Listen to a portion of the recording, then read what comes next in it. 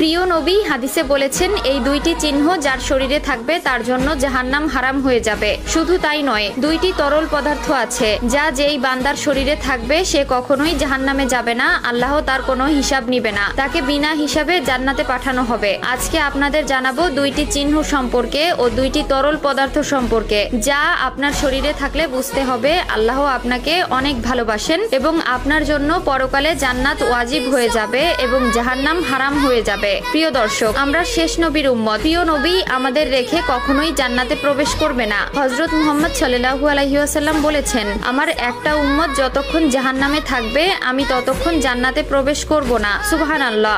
মায়ার নবী আমাদের কত ভালোবাসেন, তাই তিনি তার হাদিস শরীফে বলেছেন দুইটি চিহ্ন সম্পর্কে। এই দুইটি চিহ্ন যাদের শরীরে থাকবে তারা কখনোই জাহান্নামে যাবে না, তাদের আল্লাহ তাআলা বিনা হিসাবে জান্নাতে প্রবেশ করতে দিবেন এবং তার আমলনামা ডান হাতে দিয়ে দিবেন। অবশ্যই ভিডিওটি শেষ পর্যন্ত দেখবেন এবং শেয়ার করে দিবেন। যাদের শরীরে এই দুইটি চিহ্ন আছে অবশ্যই কমেন্ট করে জানাবেন। হয়তো আমরা অনেকেই জানি না আমাদের শরীরে আল্লাহ তাআলা তিল, দাগ অথবা চিহ্ন কেন দিয়েছেন। আল্লাহর প্রত্যেকটা সৃষ্টির একটা রহস্য থাকে, ঠিক তেমনই আমাদের শরীরের প্রত্যেকটা অঙ্গ এমনকি প্রত্যেকটা অংশই আমাদের কোনো না কোনো কাজে অবশ্যই আসবে। তো চলুন আগে জেনে নেই কোন তরল পদার্থ থাকলে আমরা বিনা হিসেবে জান্নাতে যেতে পারবো এবং কোন চিহ্ন দুটি থাকলে আমরা বিনা হিসাবে জান্নাতে যেতে পারবো। সবকিছুই থাকবে আজকের ভিডিওতে, তাই মনোযোগ দিয়ে অবশ্যই ভিডিওটি দেখবেন এবং সকলে ভিডিওটি শেয়ার করতে ভুলবেন না। প্রথম তরল পদার্থ হলো রক্ত।